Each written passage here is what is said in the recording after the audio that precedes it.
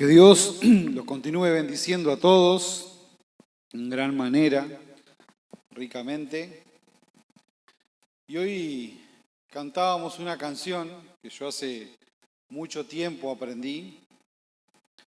Y la canción dice: Oh Jesús, a ti confieso, no puedo vivir sin sentir tu presencia aquí en mi ser.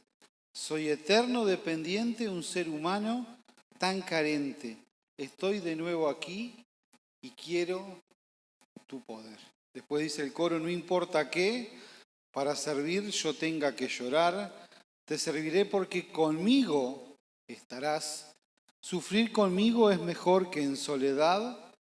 Perdóname aquellas veces que no te he podido hablar. Pronto las lágrimas en mis ojos regarán como señal que estás en este lugar. En este. Y qué bueno es saber que tenemos un Padre amoroso que está con nosotros siempre. Hay momentos que pueden ser de gozo y hay momentos de tristeza. Cuando era chico cantábamos una canción, dice que decía: has cambiado mi lamento en baile y me llenaste de alegría. Y ahí hay dos puntos, muestra: has cambiado mi lamento en baile. Hay momentos que estamos tristes, momentos de lamentos, pero sabemos que Él ha cambiado ese lamento en alegría. Nosotros podemos recorrer allí muchas historias que hay allí en la Biblia, donde pareciera que las cosas se habían puesto bravas y se habían puesto difíciles, pero el Señor es bueno en solucionar los problemas y que ese proceso que tenga que suceder, suceda. A veces nosotros no queremos ser parte de ese proceso, pero el título del mensaje de hoy dice: estás en proceso. Nosotros estamos todos en un proceso. Cuando uno va a tener su primer hijo, no sabe realmente bien todas las cosas, cómo educarlo, cómo criarlo, cómo... Hay muchas cosas que uno la va viendo sobre la marcha. Y si nosotros nos ponemos a pensar, para las mamás, los hijos siguen siendo sus hijos siempre. De hecho, mi mamá me dice: mi bebé viene y el bebé está un poco grandote, tiene unos kilitos de más el bebé de la mamá, pero mi mamá, por ejemplo, siempre me dice: ay, ¿vas a venir a visitar acá? Y mi papá me dice: ¿vas a venir a visitar a los viejos? Y entonces, esto es parecido como a nosotros nos ve el Señor. El Señor nos ve de esa misma manera. Nos pregunta: ¿cuándo vas a estar conmigo? ¿Cuándo me vas a venir a visitar? ¿Cuándo? ¿En qué momento? ¿Vas a tener un tiempo? ¿O tu ocupación supera el tiempo que vas a estar conmigo? Yo cuando era chico, viví momentos de mucha felicidad, no por las cosas que tenía, porque no tenía muchas cosas, pero momentos de mucha alegría. Pude disfrutar de mi abuela, de mi tía, de ir a algún lado, de ir a otro, de ir a pasear con mis padres a diferentes lugares. Pero pasa el tiempo y nos convertimos en una persona grande. Y muchas veces nos pasa que, como dicen los papás, cuando nos vas a venir a visitar, el Señor hace la misma pregunta. Y nos cuesta entender que nosotros estamos en un desarrollo constante, pero sabemos una cosa: que Jesús muere en la cruz para pagar ¿cuántos de nuestras culpas? ¿Algunas? para pagar todas nuestras culpas, todos nuestros pecados. Él los ya canceló, Él los pagó. Pero muchas veces, yo esta semana tuve la oportunidad de dar testimonio en un par de congregaciones. De hecho, tengo una que me la hicieron en vivo. Tuve que parar ahí el camión y me estaban haciendo una entrevista ahí por la radio para el norte de Chile. Resulta que un hermano allí, que nosotros conocíamos de la iglesia, murió. Y ahí llegó un programa que tienen en vivo. Y bueno, yo les mandé un mensaje alentándolos. Y bueno, me llamaron ahí por WhatsApp. Y bueno, dice, bueno, ahora sí tenemos que lamentar la pérdida del hermano. Yo le digo, no es un hasta siempre, sino es un hasta pronto. No es que ya se terminó, sino que me recuerdo de ese hermano. Yo estaba en una reunión, había ido por trabajo, estaba en una reunión allí, y me acuerdo que fue uno de los pocos hermanos que entendió algo que expliqué. Levantaron la mano todos y estaban haciendo una pregunta, y yo dije, para ser salvo, ¿qué hay que hacer? Digo, allí teníamos a Jesús en la cruz con dos muchachos que estaban al lado de él. No eran los más buenos de allá de la zona, pero estaban al lado de Jesús. ¿Y qué hizo aquel hombre para ser salvo? Que le dijo, de cierto te digo, vas a estar conmigo allí en el paraíso. ¿Qué hizo? ¿Se portó bien? Porque muchas veces nosotros vemos, y yo les hice una pregunta, digo, ¿para qué queremos cambiar? Porque muchas veces todos van a la iglesia y dicen, nosotros vamos a la iglesia para que sea un cambio radical. Y entonces yo les hice una pregunta, ¿acaso que el Señor a nosotros nos perdonó por lástima? ¿El Señor tuvo lástima de nosotros? ¿El Señor tuvo lástima? No, no tuvo lástima de nosotros.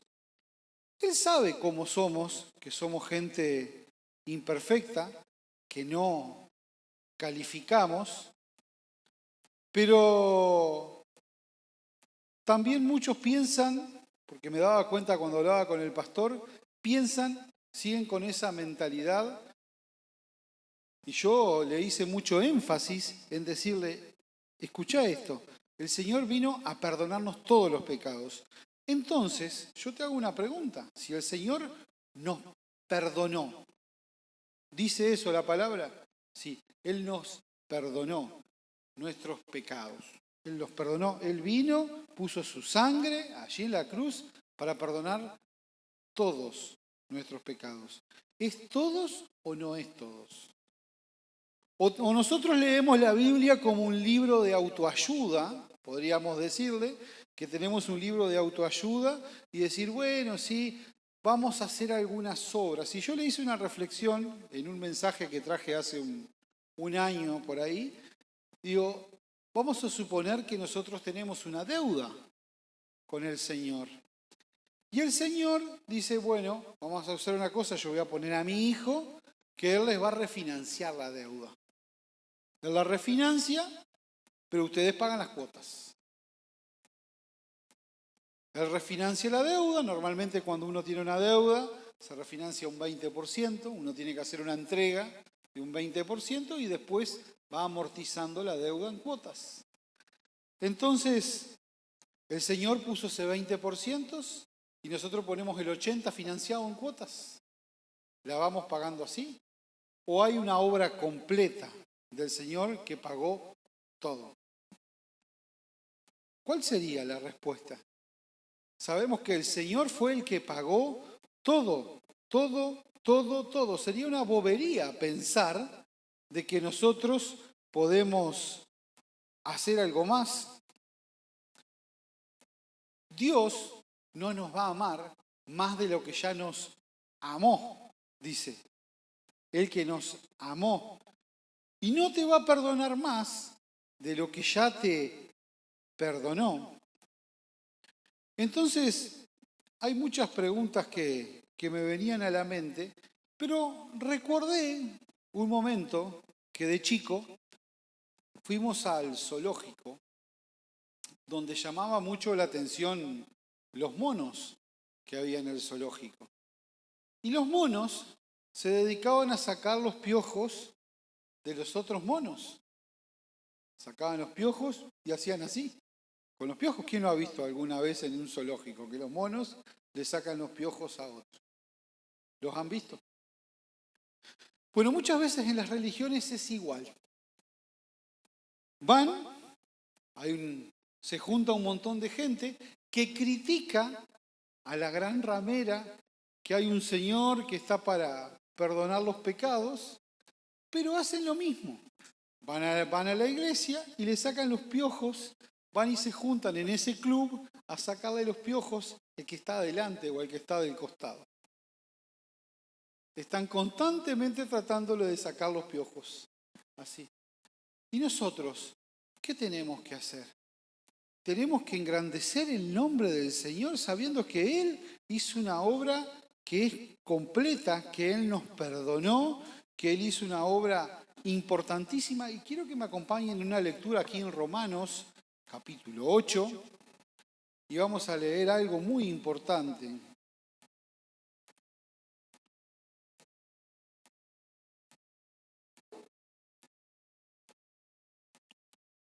Porque mientras ustedes buscan ahí Romanos 8, muchas veces se burla de que uno haga una cosa, de que otro haga otra, dentro de las congregaciones. A mí me tocó, por tocar música, ir a muchos lugares y conocer a mucha cantidad de personas. Y en esa gran cantidad de personas que fui conociendo a algunos que tenían el espíritu de mono, que estaban dedicados a sacarle los pecados al otro, así, y haciéndolo ver. Y cuanto más lo hacían ver, mejor se sentían, porque se sentían muy santos a su manera, como decía la canción. Entonces, muchas veces les parece que eso es lo mejor, que eso es lo correcto, pero lo que explica allí la palabra es que queremos hacer ver más chico a Dios porque nos queremos enaltecer nosotros. Y muchas veces pasa que la gente se quiere enaltecer ella. Me pasaba con este pastor y dice, no, pero nosotros hacemos lo correcto. Creen hacer lo correcto, pero lo correcto no lo hace nadie, ninguno. Entonces tenemos que acudir todos los días a un Dios que nos ha dado una total victoria. A veces podemos atravesar un desierto, como yo les hice un cuento una vez, que yo fui por un desierto y parecíamos que no avanzábamos porque era solamente arena y la ruta y no había ningún cartel, no teníamos señal de teléfono ni nada. Y a veces atravesamos un desierto y es difícil atravesar el desierto, pero tenemos la total seguridad de que Él nos va a sacar adelante, porque tenemos una confianza total en Él. Y vamos a leer aquí Romanos 8, versículo 1, donde hago mucho hincapié en esto cuando lo paso allí por la radio, cuando me llamaron, lo leí desde el celular, dice así, ahora pues, ¿cuántas dice? Ninguna condenación hay para los que están en Cristo Jesús. A los que no andan conforme a la carne, sino conforme al Espíritu. Porque la ley del Espíritu de vida en Cristo Jesús me ha librado de la ley del pecado y de la muerte. Porque lo que era invisible para la ley, por cuanto era débil por la carne, hay una coma, dice, Dios envió a su Hijo en semejanza de carne de pecado y a causa del pecado condenó al pecado en la carne para que la justicia de la ley se cumpliese en nosotros. Porque no andamos conforme a la carne, sino conforme al Espíritu. Porque los que son de la carne piensan en cosas de la carne, pero los que son del Espíritu en las cosas del Espíritu. Porque el ocuparse de la carne, ¿qué dice acá? ¿Qué es? Pero en el versículo 6, pero el ocuparse de la carne es muerte. Pero el ocuparse del Espíritu es vida y paz. ¿Y usted cómo quiere vivir? Ahora le hago otra pregunta. ¿Cómo quiere vivir? ¿Quiere vivir en paz o quiere vivir ocupado de la carne? ¿De qué manera usted quiere vivir? Volvamos de vuelta atrás a la historia que yo les hice cuando fui de chico al zoológico. ¿Seguimos queriendo ver el pecadito que hay en el hermano? ¿O no entendimos que nosotros fuimos perdonados? Hay una historia allí muy conmovedora en la Biblia que trata de un señor que tenía una deuda. La deuda, si la prestamos mucha la atención, no era una deuda chiquita. No sé en qué cuenta se había metido o qué le había fallado en la calculadora con la parte administrativa, pero le había errado feo. Porque la Biblia relata que dice, el señor deudor, cuando lo llama su acreedor, debía tanto que no le alcanzaban 3 vidas para poderlo pagar.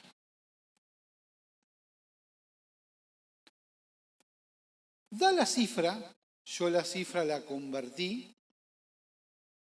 a lo que estaba la última conversión, haciendo el último cálculo, lo hice el jueves de noche, no creo que haya cambiado mucho para el viernes, pero yo se la voy a dar numéricamente. El hombre este tenía una deuda de 85 billones de dólares. Era una deuda impagable para ninguno de los que estamos acá presentes. No teníamos manera de poderla pagar. No había manera. No había manera de poder pagar esa deuda tan exagerada. Ese hombre se lo llama, les ruega a su acreedor, le dice, te pido un favor por mis hijos, por mi familia, porque el acreedor dice, no, tráeme todo lo que tenés, tráeme tus bienes, tus hijos, tus cosas, todo lo que tengas es mío. Entonces el hombre este dice que se tira de rodillas pidiéndole clemencia y resulta que este hombre dice, te voy a perdonar la deuda, ya no debes nada. ¿Cómo? No debes más nada. La deuda está saldada por completo. ¿Pero qué hace? El hombre ese sale muy contento de haber saldado la deuda, probablemente acomodando sus ropas, feliz de no deber nada. Decir, no tengo ninguna cuenta, ahora puedo salir. Se cruza con una persona que le debía 100 denarios, equivalente a 100 jornales de trabajo, para hacérselo más preciso. El muchacho este le debía unos $5.000, para hacérselo en números actuales, para no llevárselo a una cuenta vieja. Recordemos que el señor debía 88 billones de dólares. Resulta que encuentra un señor y esa deuda se le fue perdonada. Encuentra un hombre que le debía a él $5.000 y el muchacho este le clama, le dice, por favor te pido que me des tiempo para podértela pagar. Resulta que el muy ingrato que recibió ese perdón de una deuda tan inmensa, lo hace llevar preso al muchacho que le debía los $5.000. ¿Pero qué pasó allí? Dice que el acreedor que le debía el dinero es avisado y se entera. Y le dice, sí. Entonces lo mandó a buscar y llevó preso a sus hijos, a su mujer, y fue preso él. Y este otro muchacho que debía los $5.000 le fue perdonada la deuda. Y en las iglesias se actúa de esa misma manera. El de repente no querer justificar y no, que nosotros hacemos esto, hacemos lo otro y lo hacemos en nombre, todavía ponen el nombre del Señor por delante. Lo hacemos en nombre del Señor. Y cuando nosotros hemos recibido algo tan grande de regalo, ¿cómo nosotros vamos a juzgar a los demás? ¿Cómo vamos a hacer eso nosotros cuando recibimos algo que no nos pertenecía? Algo que no nos pertenecía. No nos pertenecía nada. Pero ¿saben cómo es? Como cuando se arman esos sindicatos. Cuando uno lee un currículum, yo he tomado algunas personas y he leído, algunos me llaman la atención el arte que le ponen, pero he leído currículums, ninguno dice yo soy problemático, después que entre le voy a hacer la guerra feroz al patrón, voy a tratar de defraudarlo en todo lo que pueda, voy a tratar de faltarle a mi palabra, todas esas cosas no las escriben. Escriben mensajes positivos, soy una persona alegre, no tengo problema por el horario comercial que tenga que hacer, estoy dispuesto a trabajar, no tengo ningún problema. Esos son todos los comentarios que uno lee en los currículums. Yo debo tener, no sé, por lo menos como 500 currículums de personas que me han llevado. Y ninguno dice, yo no quiero hacer nada, me encanta faltar. La verdad que no quiero trabajar, pero tengo que hacerlo porque preciso el salario. Nadie pone la verdad. Nadie pone, me gustaría aprender, yo sé hacer caso. Nadie escribe todas esas cosas. Porque disfrazan la verdad. Y en la iglesia también se disfrazan. Se ponen ese disfraz que se ponen las personas cuando hacen un currículum. Si uno va preguntando y dicen, va a una iglesia y pregunta, no, y yo me porto bien, doy los diezmos, ayudo al que necesita y se sacan toda la carpeta de todo lo que hacen. ¿O no les ha tocado en algún momento hablar con gente así? A mí me ha tocado en muchas oportunidades. Creer en eso, creen en sacarse la carpeta y ven esas cosas. Y el Señor en un momento está allí con una mujer que la van a apedrear y que tienen pronto las piedras para tirarla y el Señor empieza a escribir en el suelo. Y siempre mi incógnita fue, ¿qué escribía? ¿No estaría escribiendo las cosas que hace cada uno? Y que se hace porque delante de los demás uno no sabe, uno no conoce todo, pero muchas veces hacen ver una cosa que no es la realidad. Y aquí en Colosenses, yo le quiero leer un versículo, dice, por eso, de manera que recibieron a Cristo Jesús como Señor, vivan ahora en Él. Nunca le había prestado, yo lo venía escuchando, creo que fue el martes, venía escuchando la Biblia hablada y la detuve ahí en la camioneta, dice en Colosenses 2:6, por eso, de manera que recibieron a Cristo Jesús como Señor, vivan ahora en Él. ¿Qué les quiero hacer énfasis en esto? Que no dice vivan para Él, no dice para Él, Dice, en Él. En Él. Y qué bueno es que nosotros vivamos en Él, porque Él nos hace una invitación, no nos hace un mandato lleno de reglas. Y dice después en el 7, arraigados y edificados en Él, confirmando en la fe como se les enseñó, y llenos de gratitud. La versión Dios habla hoy dice, y llenos de alegría. Y llenos de alegría. Y vemos que la gente en la Biblia está lleno de gente común, gente como nosotros, gente que tiene sus cosas, que tiene sus detalles como nosotros, pero gente como allí habla en Hebreos 11, los héroes de la fe. Y gente, podría haber, yo me puse a escribir en la computadora, varios que yo consideraba que podrían estar entre las héroes de la fe.